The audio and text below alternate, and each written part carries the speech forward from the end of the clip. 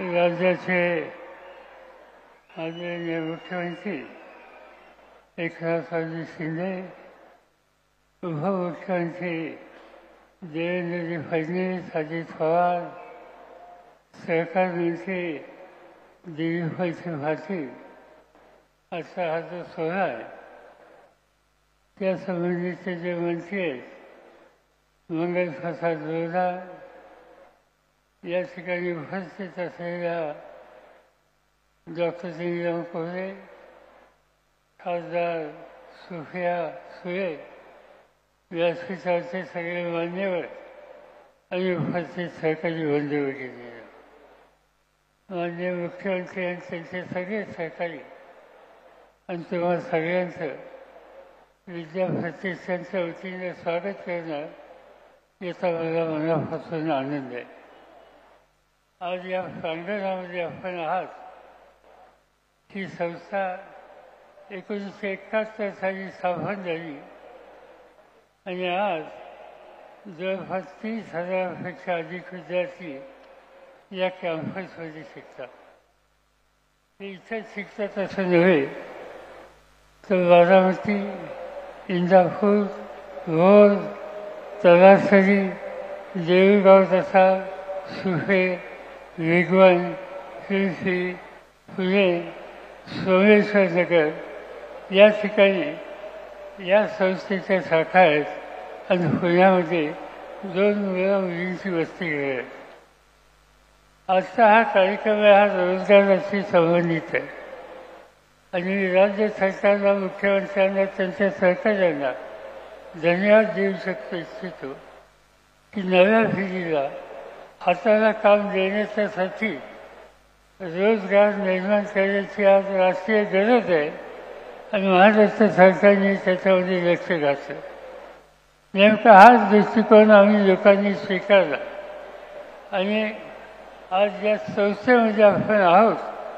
या ठिकाणी मुलांना कॉलेजमधून बाहेर पडल्याच्या नंतर कुठेतरी नोकरीची संधी मिळेल यासाठी एक स्वतंत्र विभाग स्थापन केला. या गेल्या 5 वर्षामध्ये इथे इंजिनिअरिंग कॉलेजमधून जी मुलं बाहेर पडली त्या मुलांच्यापैकी 1500 मुलांना नोकऱ्या मिळाल्या. त्याशिवाय नॉन इंजिनिअरिंग हा ज्या महाविद्यालय आहेत त्यांचं जे प्लेसमेंट आहे गेल्या 3 वर्षामध्ये 1000 मुलींना इथल्या नोकऱ्या मिळू शकल्या.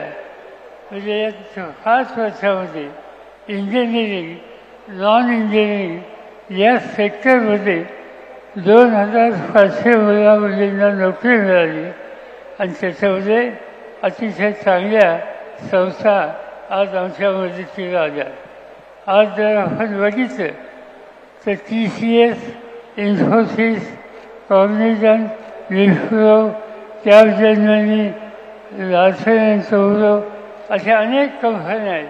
त्या कंपन्या आज त्यांचे प्रतिनिधी या ठिकाणी पाठवतात आणि त्या ठिकाणी इथल्या मुलांना नोकरी द्यायच्या संबंधीची संधी देतात. इंजिनिअरिंग कॉलेजला जे विद्यार्थी आहेत आणि त्यांना ज्या नोकऱ्या मिळाल्या त्यांना साधारणतः वर्षाला 4 लाख रुपयाचं वेतन मिळालं आहे आणि नॉन इंजिनिअरिंगला 2500 कमीत कमी एवढी रक्कम मिळते. आम्ही एक आता नवीन उपक्रम सुरू केला आहे. आज जगामध्ये कृत्रिम बुद्धिमत्ता हा विषय याच्याबद्दलचं अतिशय लक्ष लोकांचं आहे आणि म्हणून या ठिकाणी आर्टिफिशियल इंटेलिजन्स या संबंधीचं पहिलं कॉलेज या ठिकाणी सुरू केलं आणि आणखी पुढच्या वर्षापासून त्याची नवीन वास्तू या ठिकाणी तयार होईल. आणि म्हणून याच क्षेत्रामध्ये आज राज्य सरकार पावलं टाकलं आहे ही समाधानाची गोष्ट आहे. राजकारण हे असतं पण जिथं काहीतरी नवीन करतो आहोत, नव्या पिढीला आधार देत आहोत अशी भूमिका असेल तर त्या ठिकाणी सगळ्यांनी सहकार्य केलं पाहिजे आणि तीच भूमिका घेऊन आम्ही मुख्यमंत्र्यांना आणि त्यांच्या सहकार्यांना खात्री देतो की मुलांच्या हातांना काम देण्याच्यासाठी जे जे तुम्ही कराल त्या सगळ्या गोष्टीला आम्हाला लोकांची साथ राहील एवढीच खात्री या ठिकाणी देतो. पुन्हा एकदा स्वागत करतो आणि माझे 2 शब्द सांगतो. धन्यवाद साहेब. यानंतर बारामतीच्या विकासासाठी सदैव कटिबद्ध असणारे राज्याचे लाडके उपमुख्यमंत्री तथा पुणे जिल्ह्याचे पालकमंत्री नामदार अजितदादा पवार साहेबांना विनंती आहे, दादा आपण कृपया या ठिकाणी आम्हाला मार्गदर्शन करावं. आदरणीय दादा.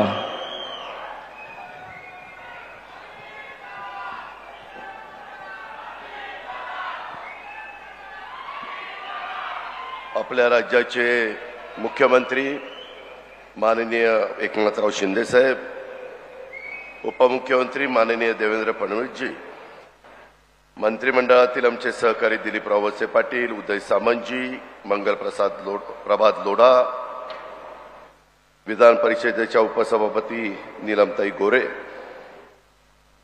माननीय पवार साहेब, सुप्रिया सुळे, विधिमंडळातील माझे सहकारी दत्तात्रय भरणे, अनेक अधिकारी इथे उपस्थित आहेत. सर्व अधिकारी वर्ग, विविध राजकीय पक्षामध्ये काम करणारे उपस्थित असणारे सर्व सहकारी, बारामतीतील प्रतिष्ठित नागरिक, माझ्या पुणे विभागातून आलेले बाहेरनं सर्व विद्यार्थी विद्यार्थिनी, पत्रकार मित्र, बंधू भगिनींनो, माझ्या तरुण मित्रांनो, सुरुवातीलाच आपला सगळ्यांचा लोकप्रतिनिधी या नात्याने राज्याच्या मुख्यमंत्री पदाची जबाबदारी स्वीकारल्यानंतर पहिल्यांदाच एकनाथराव शिंदे बारामतीमध्ये येत आहेत. मी शिंदे साहेबांचं, देवेंद्रजींचं, दिलीपरावांचं, उदयजींचं, मंगलप्रसाद लोढाजींचं आणि नीलमताई गोरे या सर्व मान्यवरांचं बारामतीकरांच्या वतीनं मनापासून स्वागत करतो.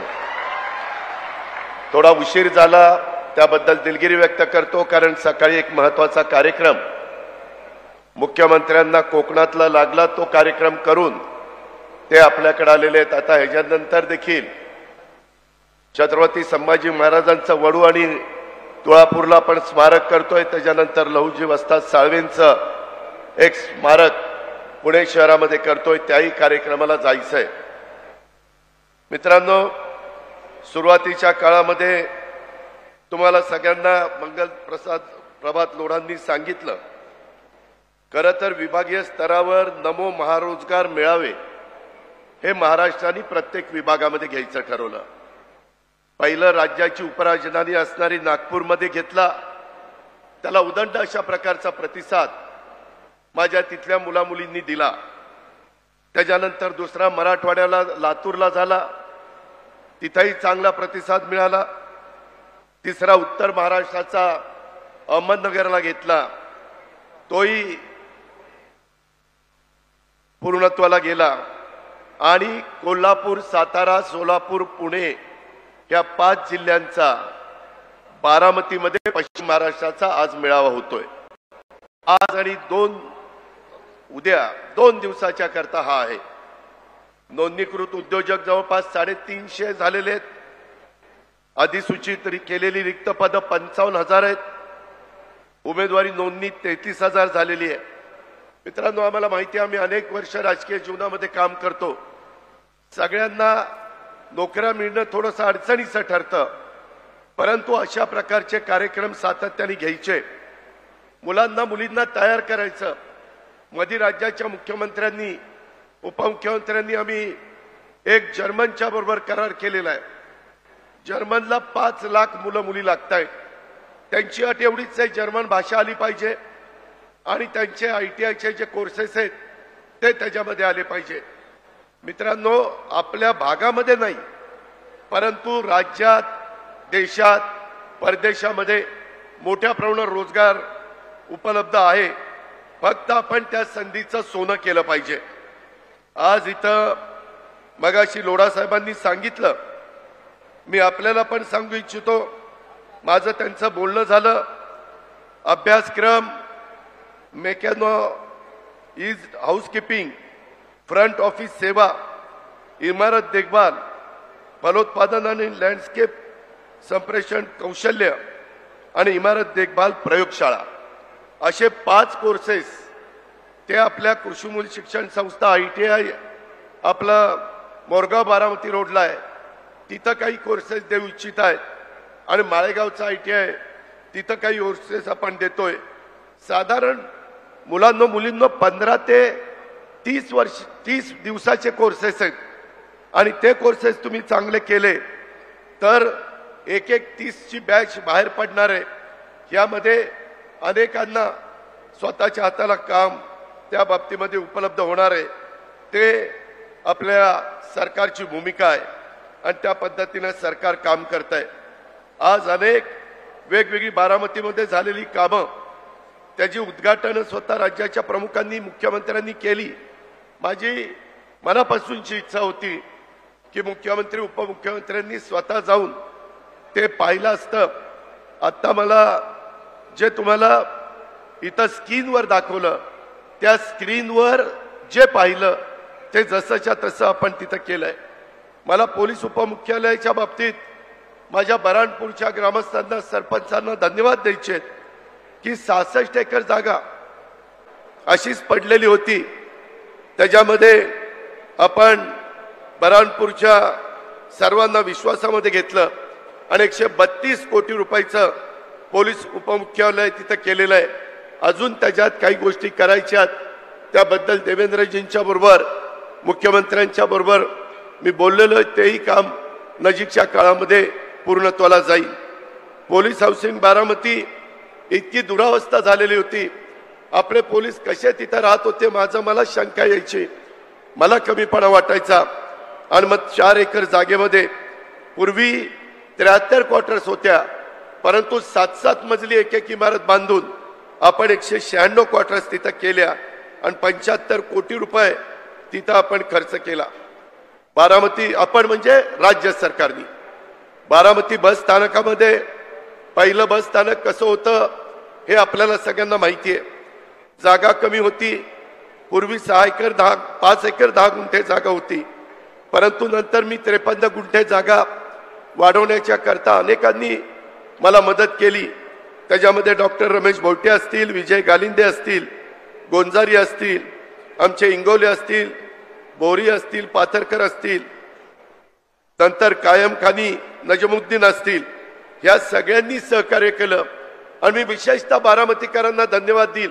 हे काम चालू असेपर्यंत तुम्हाला थोडंसं अडचणीच्या ठिकाणी जिथं कसब्यामध्ये जावं लागत होतं, परंतु तेही तुम्ही सहन केलं आणि आता महाराष्ट्रामध्ये नंबर 1चं बस स्थानक आज बारामतीचं आपण सगळ्यांनी निर्माण केलं। माझा सतत दृष्टिकोन हाच असतो, करायचं तर नंबर 1चं करायचं, नाहीतर त्याच्या भानगडीत पडायचं नाही। आणि ह्या पद्धतीनं बारामतीच्या वैभवामध्ये भर घालणाऱ्या एकाचड एक वास्तू आपण राज्य सरकारच्या मदतीनं उभ्या केल्या, त्याबद्दल मुख्यमंत्र्यांना उपमुख्यमंत्र्यांना आणि सर्व सहकाऱ्यांना मी मनापासून धन्यवाद देईल। संबंधित कॉन्ट्रॅक्टर अधिकारी, संबंधित आर्किटेक्ट यांचाही आपण सत्कार केला। या सगळ्यांच्याच मुळे हे घडलंय। अजूनही बऱ्याच गोष्टी पाईपलाईन मध्ये मित्रांनो, ती पण कामं लवकरात लवकर पूर्णत्वाला कशी जातील मला मुख्यमंत्र्यांना सांगायचंय। हे माझी फुशारकी नाही, परंतु या प्रत्येक इमारतीमध्ये पाया घेतल्यापासून इमारत पूर्णत्वाला जाईपर्यंत कमीत कमी एकेका इमारतीला मी 40 वेळा तरी भेटी दिल्या असतील। सतत इथं हे करा तिथं ते करा, शेवटी माझ्या बारामतीकरांना पण अभिमान वाटला पाहिजे की खरंच आपल्या इथं जे काम झालंय ते अत्युत्तम काम झालेलं आहे। या प्रकारे आपण त्याच्यामध्ये पुढे जातोय। मित्रांनो, इथून पुढे अशाच पद्धतीनं नमो महारोजगार मिळावे महाराष्ट्रामध्ये पहिलं रिजन वाईज झाल्यानंतर याकरता राज्य सरकार मोठ्या प्रमाणावर निधी देखील देत आहे आणि एकच अपेक्षा आहे की आमच्या मुलांना मुलींना जे बेरोजगार आहेत त्यांना रोजगार मिळाला पाहिजे, त्यांना तिथं हाताला काम मिळालं पाहिजे। अशा प्रकारची आमची सर्वांची भूमिका आहे। माझी आज DPC मधनं 39 वाहनं आपण पोलिसांनाही त्यांची गस्त चांगली घालता यावी, कायदा सुव्यवस्था चांगली राहावी, गुंड प्रवृत्तीच्या लोकांच्यावर अंकुश ठेवावा, कुणाची गुंडगिरी इथं खपवून घेतली जाणार नाही महाराष्ट्रात। या पद्धतीनं काम करायचं म्हटलं तरी इन्फ्रास्ट्रक्चर द्यावं लागतं आणि ते इन्फ्रास्ट्रक्चर आपण दिलेलं आहे।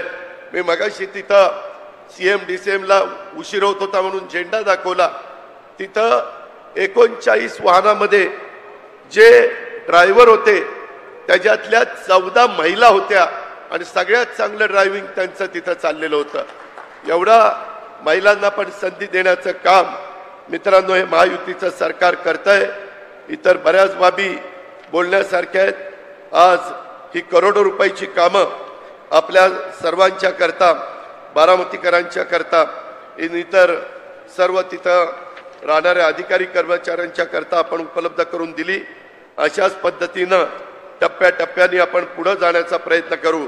मुख्यमंत्री, उपमुख्यमंत्री, मी आपल्याला ग्वाही देतो बारामतीकरांच्या वतीनं, एक दिवस असा आणीन की महाराष्ट्रामध्ये नंबर 1 चा विकासाच्या बाबतीतला तालुका कोणता आहे तर तो बारामती तालुका आहे।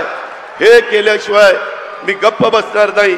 त्याकरता तुमची साथ, त्याकरता तुमचं सहकार्य, त्याकरता तुमचा सगळ्यांचा पाठिंबा हे मला हवाय। मुख्यमंत्री आणि उपमुख्यमंत्री देतील याबद्दलचा विश्वास बाळगतो। हा सगळा दिमागदार कार्यक्रम घडवून आणण्याच्या करता ज्यांनी ज्यांनी योगदान दिलंय त्यांचा सगळ्यांचं मनापासून आभार मानतो। आणि उद्या देखील जे माझे विद्यार्थी येऊ शकले नाही त्यांनी उद्या पण दिवसभर या नमो महारोजगार मेळाव्याचा फायदा घ्यावा अशा प्रकारची विनंती करून मी आपल्या सर्वांची रजा घेतो। जय हिंद, जय महाराष्ट्र। पुन्हा एकदा जोरदार टाळ्या झाल्या पाहिलं दादांसाठी। यानंतर आपल्या राज्याचे दुसरे लाडके उपमुख्यमंत्री माननीय नामदार श्री देवेंद्रजी फडणवीस साहेब, आपल्याला विनंती आहे आपण कृपया या ठिकाणी मार्गदर्शन करावं। जोरदार टाळ्या आदरणीय फडणवीस साहेबांसाठी।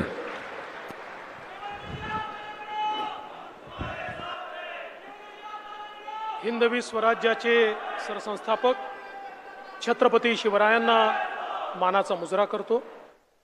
भारतीय राज्यघटनेचे शिल्पकार भारतरत्न डॉक्टर बाबासाहेब आंबेडकर यांना मानवंदना अर्पित करतो।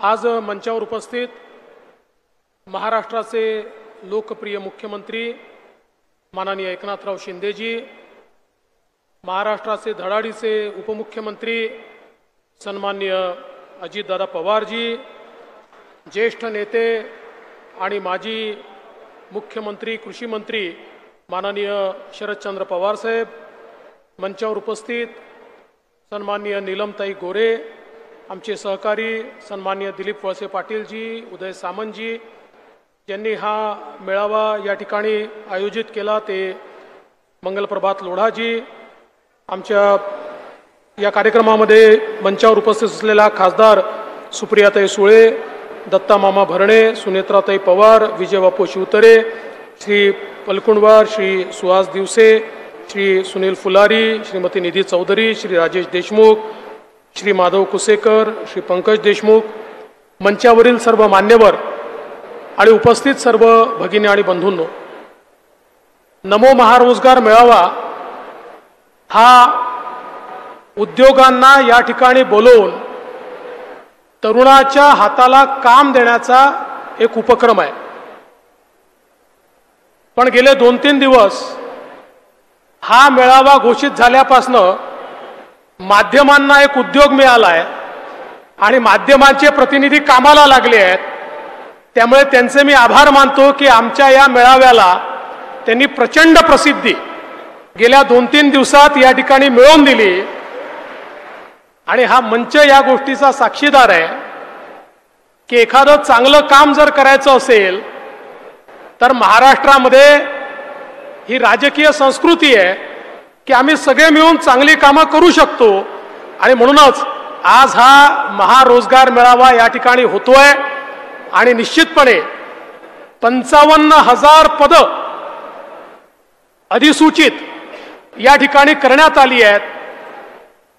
याचा अर्थ काय आहे तर एकीकडे मोठ्या प्रमाणात उद्योगांना मानव संसाधनाची आवश्यकता आहे।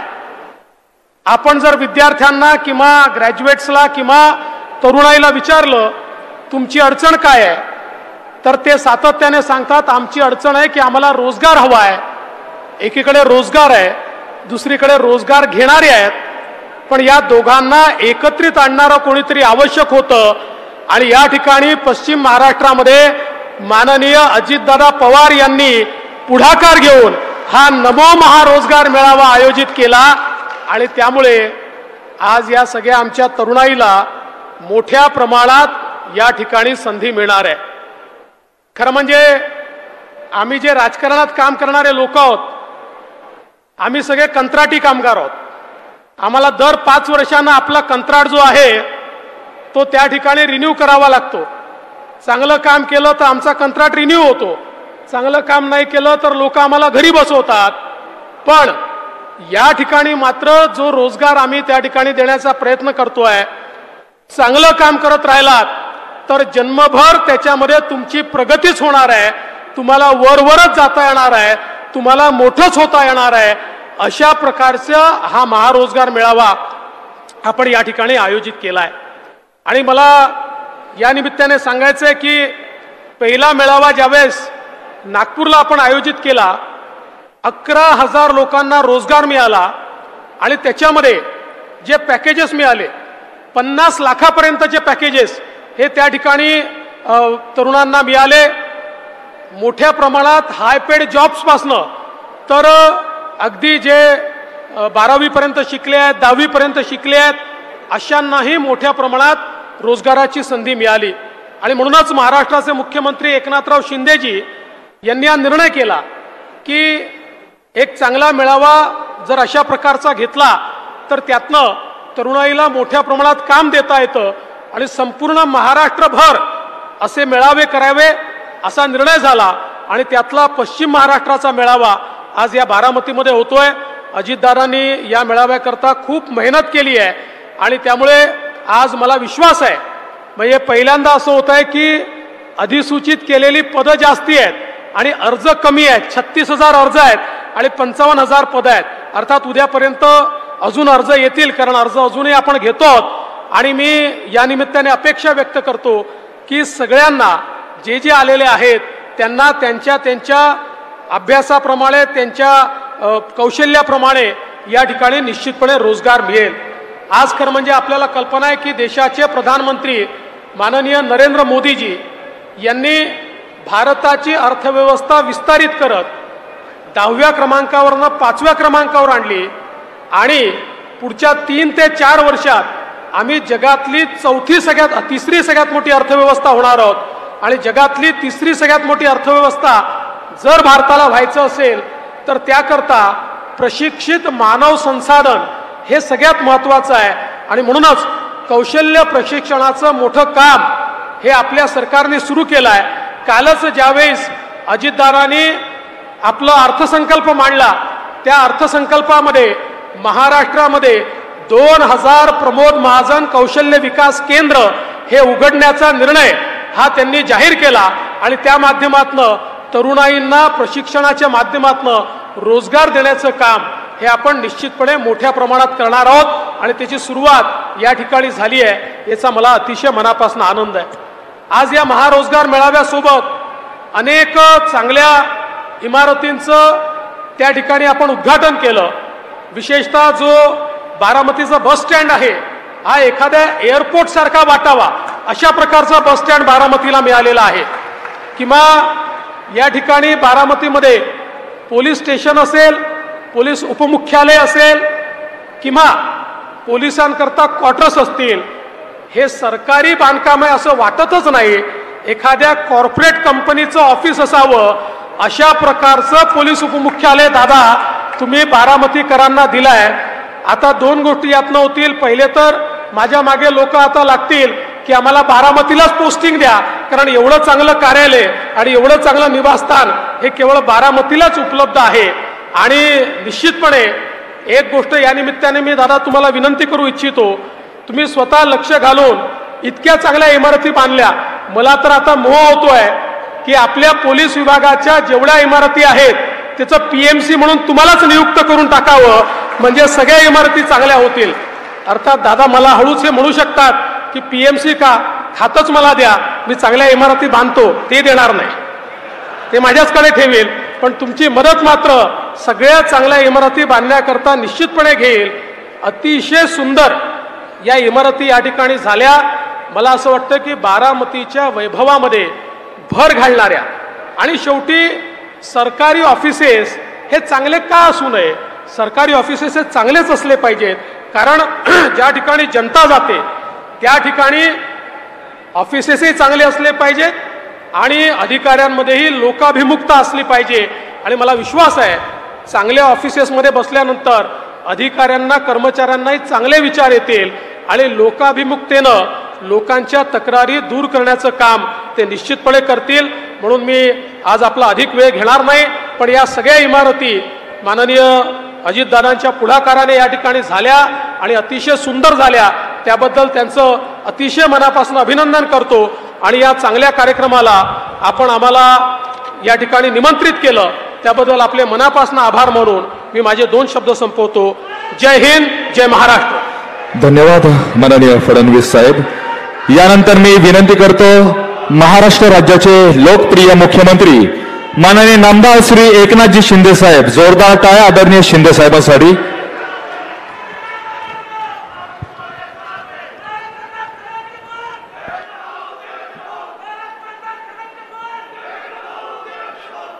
छत्रपती शिवाजी महाराज की जय. भवानी. आजच्या नमो महारोजगार मेळाव्याला उपस्थित राज्याचे लोकप्रिय उपमुख्यमंत्री देवेंद्र फडणवीसजी, आमचे दुसरे आदरणीय उपमुख्यमंत्री अजितदादा पवारजी,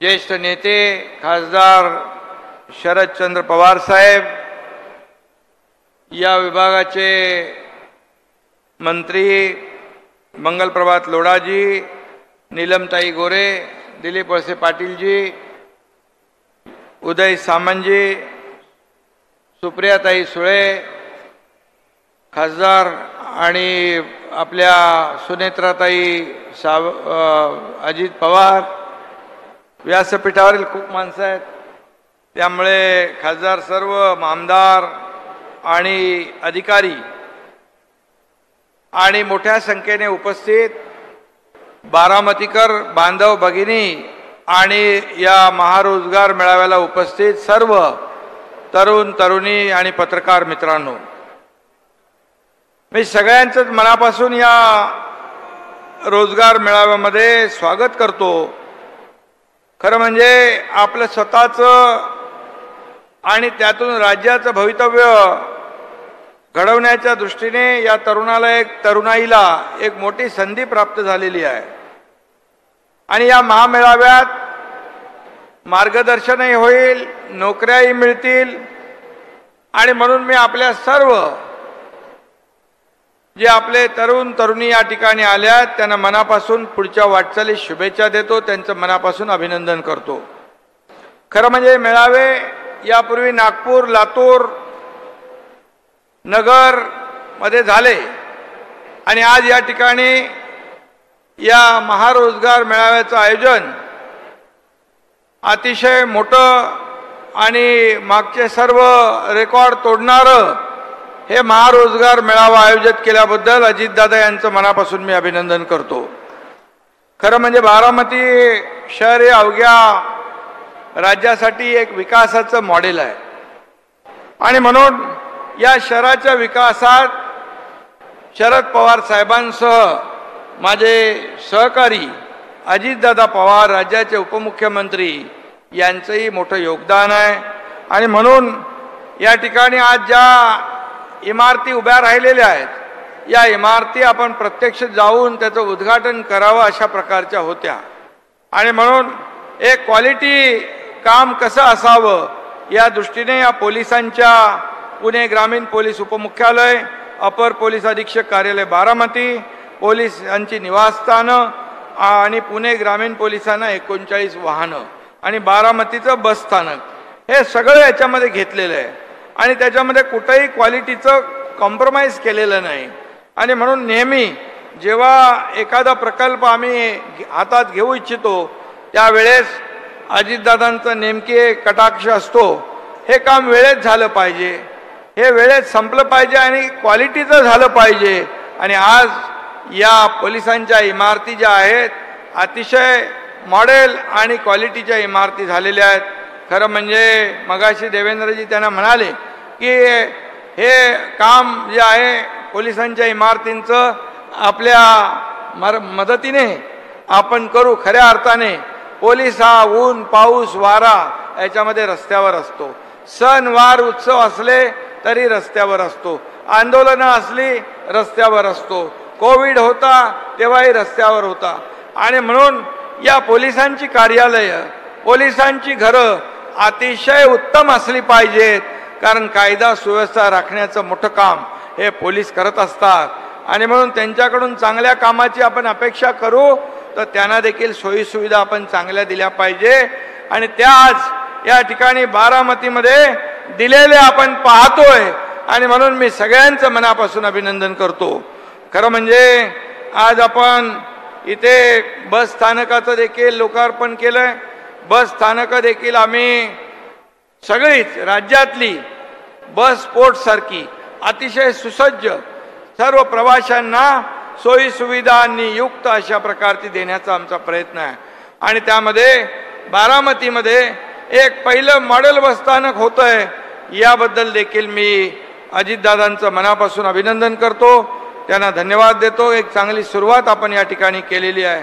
आज आपण पाहतोय की मगाशी देवेंद्रजी म्हणाले की हे जो महारोजगार मेळावा आहे त्याची खूप प्रसिद्धी झाली. आज पवार साहेब पण इथं व्यासपीठावर आहेत, अजितदादा पण व्यासपीठावर आहे. सरकारचं काम असलं तरी सुद्धा आमचं सरकार लोकाभिमुख आहे, सर्वसामान्यांचं आहे, राजकारण विरहित आहे. आणि त्याची प्रचिती आज इथे आपण या ठिकाणी आपल्याला पाहायला मिळते. त्यामुळे विकासामध्ये आम्ही कुठलंही राजकारण आणू इच्छित नाही. सर्वांना सोबत घेऊन या सरकारचं काम पुढे चाललेलं आहे. आणि म्हणून शासकीय नोकऱ्या ज्या होत्या नोकऱ्या बंद होत्या, आज आपलं सरकार आल्यानंतर 75,000 लोकांना नोकऱ्या देण्याचा निर्णय झाला. जवळपास ते आता 1,60,000वर त्याचा आकडा गेला आहे. आणि आता ज्या नोकऱ्या जवळपास पोलिसांच्या भरती चालू आहे, पोलिसांची भरती जवळपास आज आपण पाहतोय की 27,000 22,000 पोलिसांची भरती होते, शिक्षकांची 30,000ची भरती होते. आणि त्यामध्ये मराठा समाजाला आरक्षण दिलेले तेही त्या भरतीमध्ये सामील होत आहेत. आज त्यांनाही त्या भरतीचा लाभ मिळतोय, हे देखील मी या ठिकाणी सांगू इच्छितो. आणि म्हणून आज या आपल्या स्किल डेव्हलपमेंट आणि आपल्या लोडांच्या विभागाच्या माध्यमातून आपण अनेक लोकांना नोकऱ्या दिल्या. आज जवळपास या महारोजगार मेळाव्यातून 25,000 मुलांना रोजगार मिळणार आहे. नागपूरला देखील जवळपास 15,000 मुलांना मिळाला. यापूर्वी झालेल्या लातूरमध्ये देखील हजारो लोकांना रोजगार मिळाला. नगरमध्ये देखील रोजगार मिळाला. उद्या ठाण्यामध्ये होईल, आणखी इतर ठिकाणी होईल, तिथे देखील खूप मोठ्या प्रमाणावर रोजगार या ठिकाणी मिळणार आहे. आणि म्हणूनच मी या ठिकाणी आपल्याला एवढंच सांगेन की शासन आपल्या दारी हा देखील आपल्या राज्य सरकारचा लोकाभिमुख कार्यक्रम आपण पार पाडला. योजना होत्या, निर्णय होते, लाभार्थी होते, लाभ होते, परंतु जे काही चक्रा मारणं खेटे मारणं ही कटकट नको म्हणून ते लाभ सोडून देत होते लोक. आणि म्हणून आम्ही शासन आपल्या दारी थेट एका छताखाली जाऊन लोकांना मग ते लाभ आहेत, घराचा लाभ असेल, त्यामध्ये महिला बचत गटाचा लाभ असेल, शेतकऱ्याला ट्रॅक्टर असेल, पॉवर टिलर असेल, ड्रोन असेल, हार्वेस्टर असेल, अशा प्रकारचे अनेक त्यांना आवश्यक ज्या वस्तू आहेत त्या देण्याचं काम सरकारने एका छताखाली घेतलं. बांधवानो, शेतकऱ्यांना आणि नागरिकांना या शासन आपल्या दारीमधल्या कार्यक्रमातून 2,60,00,000 लोकांना लाभ मिळाला त्यांच्या एकाच छताखाली शासन आपल्या दारीच्या माध्यमातून. आणि म्हणून हा देखील आम्ही शासन आपल्याला रोजगार देण्यासाठी देखील एका छताखाली आपण हा कार्यक्रम आयोजित केला. पहिलं सरकार असेल की सिलेक्शन झालेल्या लोकांना अपॉइंटमेंट देणारं, सभागृहामध्ये बोलवून त्यांना नियुक्त्या देणारं हे पहिलं सरकार असेल. हे मी अभिमानाने या ठिकाणी सांगतो. शेवटी हा भारत देश आपला तरुणाईचा देश आहे आणि म्हणून आदरणीय प्रधानमंत्री महोदयांनी देखील डायरेक्ट अपॉइंटमेंट लेटर देण्याचा जो उपक्रम केला त्यामध्ये जवळपास 10 लाख लोकांना नोकऱ्या देण्याचं टार्गेट ठेवलेलं आहे. आणि म्हणून राज्य सरकार देखील कुठेही याच्यामध्ये कमी पडणार नाही. 1,40,00,000 विद्यार्थ्यांना प्रधानमंत्री कौशल्य विकास योजनेमधून ट्रेनिंग दिलं जातंय. आणि म्हणून नवीन एज्युकेशन पॉलिसीमध्ये प्रधानमंत्री महोदयांनी स्किल डेव्हलपमेंटचे कोर्स देखील त्याचा अंतर्भाव केलेला आहे. याच्यामध्ये एवढंच आहे की बाळासाहेब देखील सांगायचे, आज बाळासाहेब आणि पवार साहेबांची चांगली मैत्री होती. बाळासाहेब सांगायचे नोकऱ्या मागण्यापेक्षा नोकऱ्या देणारे हात तयार करा आणि सरकार ते देखील करते. मुख्यमंत्री स्वयंरोजगार योजनेमधून अशा प्रकारचे रोजगार देणारे हात निर्माण करण्याचा देखील आमचा प्रयत्न आहे. त्यामुळे एकंदरीत आज मोठ्या प्रमाणावर आज उद्योग विभाग इथं आहे. आज दावोसला देखील आपण जवळपास 2 वर्षामध्ये 5 लाख कोटींचे करारनामे केले. जवळपास 4 ते 5 लाख रोजगार या माध्यमातून मिळतील. हे सरकार काम करतंय आणि म्हणूनच हे सरकार सर्वसामान्यांचं आहे, शेतकऱ्यांचं आहे, कष्टकऱ्यांचं आहे, कामगारांचं आहे, माता भगिनींचं आहे आणि तुम्हा तरुणांचं आहे, ज्येष्ठांचं आहे, सगळ्यांचं आहे. आणि म्हणूनच सरकारचा अजेंडा आहे या राज्यातल्या सर्वसामान्य माणसाला न्याय मिळाला पाहिजे, त्याच्या जीवनामध्ये बदल घडला पाहिजे, त्याचं जीवन सुखी संपन्न झालं पाहिजे, यासाठी आमचा प्रयत्न आहे. आणि म्हणूनच मी आपल्याला एवढंच सांगेन की बारामतीमध्ये हा कार्यक्रम होतोय आणि अतिशय मोठ्या प्रमाणावर रोजगार मेळावा देखील घेतलाय. वास्तू देखील चांगल्या दर्जाच्या या ठिकाणी झाल्यात आणि अजितदादांनी हेही सांगितलंय की बारामती तालुका विकासामध्ये नंबर 1 चा करणार. अजितदादा, तुमच्याकडे तर तिजोरीची चावी आहे, त्यामुळे बारामतीकरांना जेवढा या तालुक्याचा विकास करत असताना कुठेही सरकार हात आकडता घेणार नाही हा शब्द या ठिकाणी मुख्यमंत्री म्हणून मी देतो. आणि पुन्हा एकदा मी मनापासून आपल्या सगळ्यांना धन्यवाद देतो. असेच कार्यक्रम यापुढे देखील या राज्यामध्ये रोजगार मेळाव्याचे होत राहतील आणि खूप मोठ्या प्रमाणावर लोकांना रोजगार मिळेल, रोजीरोटी मिळेल, कुटुंबाचा भार ते हलका करतील आणि या राज्याला पुढे विकासाकडे नेतील. केंद्र सरकारच्या योजना, राज्य सरकारच्या योजना मिळून या राज्याचा सर्वांगीण विकास, हे राज्य FDI मध्ये पहिल्या नंबरला आहे. हे राज्यामध्ये GDPचा देखील कॉन्ट्रीब्युशन मोठं आहे. हे राज्य आपलं इंडस्ट्री फ्रेंडली राज्य आहे. मोठ्या प्रमाणावर उद्योग येत आहेत. उद्योग आले तरच रोजगार मिळणार आहेत. आणि म्हणून आपण सर्व समावेशक सगळ्यांना सोबत घेऊन पुढे जाणारं, विकास करणारं हे राज्य सरकार आहे, सर्व आपलं सरकार आहे. आणि म्हणून मी पुन्हा एकदा आजच्या या कार्यक्रमाला खूप खूप शुभेच्छा देतो. धन्यवाद. जय हिंद, जय महाराष्ट्र. धन्यवाद.